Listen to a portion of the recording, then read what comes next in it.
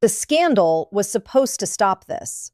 In 2018, Chinese researcher He Jiankui announced that he had edited the genes of twin embryos before birth using CRISPR technology. The scientific world reacted like someone had detonated a device inside a hospital.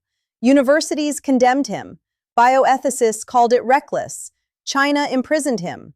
Western media treated the entire event as proof that the country had crossed a line nobody serious would cross. And yet, 5 years later, China has more active CRISPR clinical trials than almost any country on Earth. That's the part people missed. The outrage focused on the individual scientist. Beijing focused on the infrastructure underneath him. While headlines were arguing about ethics panels and designer babies, Chinese provincial hospitals, genomics firms, AI-assisted drug labs, and state-backed biotech programs kept expanding at industrial scale, quietly. This matters because gene editing is no longer just a medical story. It's becoming a state capacity story. The countries that can integrate genomics into healthcare systems, pharmaceutical manufacturing, fertility treatment, and military medicine first will gain advantages that compound for decades. Healthier populations, lower disease burdens, faster drug discovery, potentially even biological resilience in future conflicts. That sounds dramatic until you realize governments are already writing policy around it. China's 14th five-year plan explicitly identified biotechnology as a strategic frontier industry alongside semiconductors and artificial intelligence, not adjacent to them, alongside them. Beijing is treating biotech the way industrial powers once treated railroads or electricity grids, foundational infrastructure for national power. The United States, meanwhile, still leads in core biotech innovation. Most of the foundational CRISPR breakthroughs came from American and European institutions. Companies like CRISPR Therapeutics and Editas Medicine helped pioneer commercial gene editing therapies. The FDA approved the first CRISPR-based treatment for sickle cell disease in late 2023. But invention and deployment are not the same thing. America builds extraordinary technology, then surrounds it with lawsuits, fragmented healthcare incentives, regulatory caution, and political paralysis. China looks at the same technology and asks a colder question. Can this scale across provinces fast enough to matter economically? That difference changes behavior. After the He Jiankui scandal, Western coverage framed China's response as a crackdown on dangerous science. Partly true. But if you actually read the follow-up guidance from China's Ministry of Science and Technology, something else becomes obvious. Beijing wasn't abandoning gene editing, it was centralizing control over it. That is not retreat, that is consolidation. And once you view the situation through that lens, a lot of seemingly disconnected pieces start fitting together. China's investment into national genomic databases, the rapid growth of firms like BGI Genomics, the integration of AI into drug discovery pipelines, military-linked research into biotechnology resilience, fertility screening expansion across provincial systems. Individually, each program looks technical and boring. Together, they resemble the early stages of a national biological operating system. One dry observation here. Washington sanctioned parts of China's biotech ecosystem over fears Beijing could gain too much genomic data. China's response was essentially to sequence more genomes. This is becoming a recurring theme in strategic competition. Now, to be fair, the American concern is not irrational. Genetic data has enormous long-term value. If AI models eventually become deeply integrated with population-scale genomic information, whoever controls the largest data sets may gain advantages in pharmaceutical development, disease prediction, and potentially military medicine. The Pentagon already thinks this way. DARPA has funded biotechnology and synthetic biology programs for years. U.S. intelligence reports increasingly describe biotech as a national security issue, not just a healthcare issue. But here's where I think the real divide appears. America still treats gene editing as a field that must prove it deserves public trust before scaling. China increasingly treats delay itself as a strategic vulnerability. I'm not fully comfortable with Beijing's approach. Honestly, parts of it feel dangerous in ways we probably won't understand until much later. Once states start linking genomics, AI systems, healthcare infrastructure, and national strategy together, the incentives can drift very quickly. Still, there's a question hanging over all this. What if the biggest advantage in biotechnology doesn't go to the country with the best scientists, but to the country willing to normalize deployment first? There's a hospital in Chengdu that almost nobody outside biotech circles talks about. Not a famous university, not one of the headline institutions Americans recognize. Just another node inside China's expanding clinical research system. Over the last few years, hospitals like this have participated in experimental CRISPR cancer treatments, gene-edited immune cell therapies, and genomic screening programs that would take far longer to navigate through the American regulatory environment. That distinction matters more than people think, because speed in biotechnology is cumulative. Every additional patient generates data. Every clinical trial refines delivery mechanisms. Every sequencing program improves AI training models tied to disease prediction and drug targeting. Once you scale this nationally, the feedback loops start accelerating each other. This is why Beijing keeps talking about new productive forces. The phrase sounds like bureaucratic wallpaper until you realize Chinese planners increasingly see biology itself as an economic input. And there's precedent for this kind of state thinking. In the early 2000s, China looked at semiconductors and realized dependence on foreign supply chains created strategic vulnerability. The response was messy, expensive, sometimes inefficient, but relentless.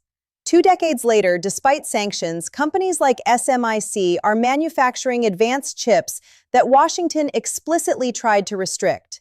Biotechnology may follow a similar trajectory. The mechanism is different, but the logic is familiar. Identify dependency, subsidize domestic capability, absorb inefficiency early, dominate scale later. Western countries often underestimate how patient the Chinese system can be once leadership classifies something as strategically important. Biotechnology crossed that threshold years ago. You can see it in funding patterns alone. Local governments across Chinese provinces have poured billions into biotech parks, sequencing centers, pharmaceutical incubators, and precision medicine initiatives. Shanghai, Shenzhen, Suzhou, these cities are competing internally to become biotech hubs the same way earlier generations competed for heavy industry or electronics manufacturing. Meanwhile, the United States has something China still struggles to replicate fully: elite scientific creativity. American biotech research remains astonishingly strong. The top labs, top venture ecosystems, top universities, still heavily concentrated in the US. But the American system also carries friction everywhere. A therapy might clear one regulatory layer and stall in another. Insurance reimbursement becomes its own political battle. State laws differ. Public trust collapses the moment social media decides a technology sounds dystopian. Investors want returns within election cycles. Researchers spend years navigating approvals before treatments reach enough patients to generate meaningful data sets. China's model compresses parts of that timeline, not because Chinese scientists are magically better, because the state can align hospitals, regulators, funding structures, and industrial policy in one direction without negotiating every step through 50 competing institutions. That comes with obvious risks. Bad incentives scale too. Weak oversight scales too. A centralized mistake in biotechnology is not a small mistake. And this is where I think many commentators oversimplify the story into morality theater. Either China is portrayed as recklessly authoritarian, or the US is portrayed as hopelessly stagnant. Reality is more uncomfortable. America's caution exists for good reasons. Human experimentation has a dark history. Eugenics programs existed long before CRISPR. Once governments start optimizing populations biologically, the line between healthcare and social engineering can become dangerously thin. But complete paralysis has costs too. Sickle cell disease affects roughly 100,000 Americans. Early CRISPR therapies showed extraordinary results, but treatment costs reached around $2 million per patient. $2 million. Technically revolutionary, economically brutal. China is watching that carefully because Beijing's long-term objective doesn't appear to be merely inventing therapies. It appears to be industrializing them, lowering costs through scale, manufacturing integration, centralized procurement, and massive patient pools. And if that works, the geopolitical implications become serious. Countries across Africa, Southeast Asia, and Latin America may eventually face a choice similar to what happened with telecommunications infrastructure: expensive Western systems with tighter rules, or cheaper Chinese platforms delivered faster and integrated into broader state financing packages. People forget biotechnology can export influence too. One more thing before we move on. Remember the embryo scandal from part 1?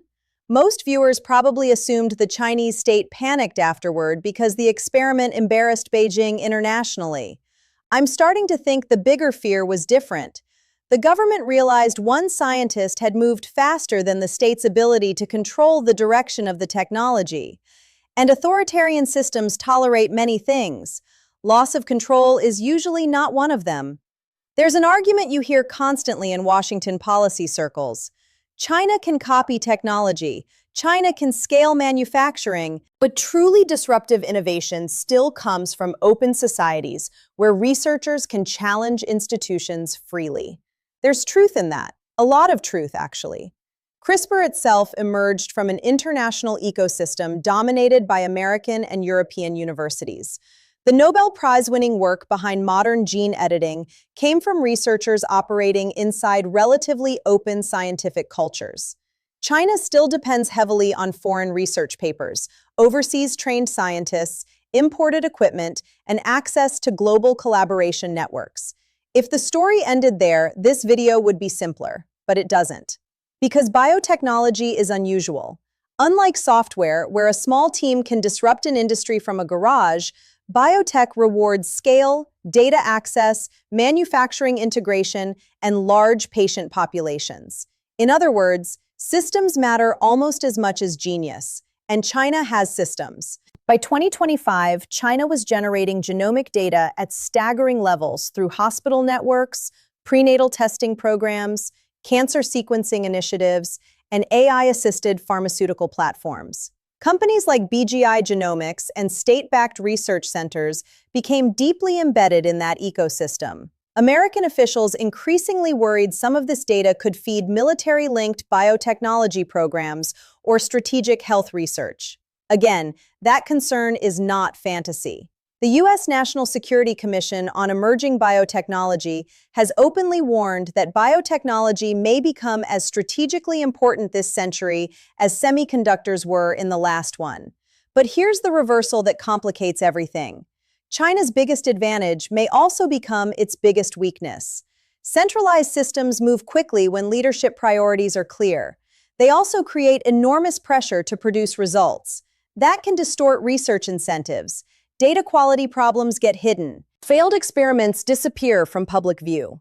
Safety oversight becomes vulnerable to political pressure.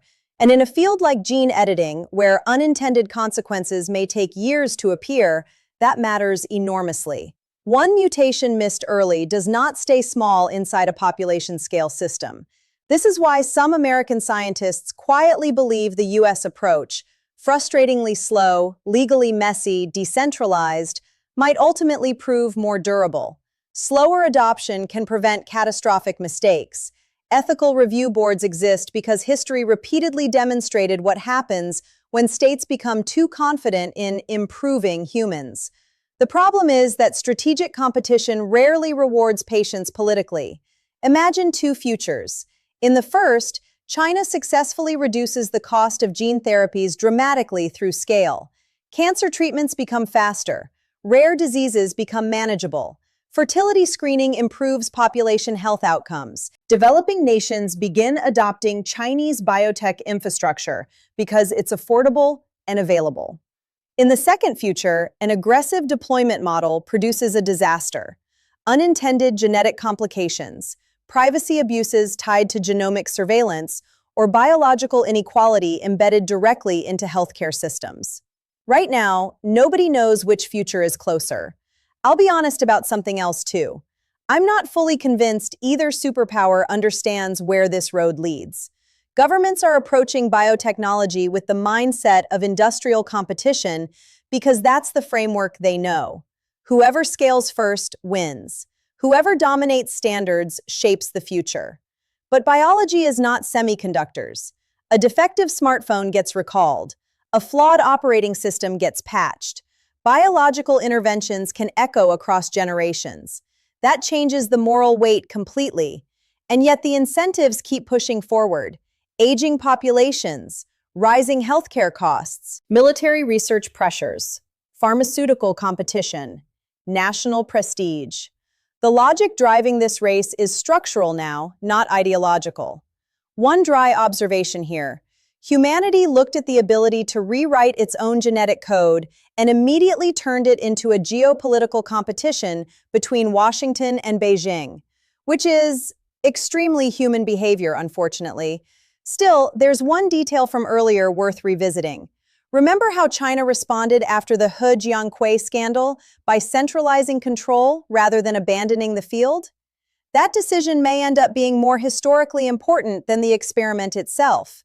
Because once a state decides biotechnology is strategic infrastructure, it starts building institutions that survive individual leaders, scandals, and election cycles.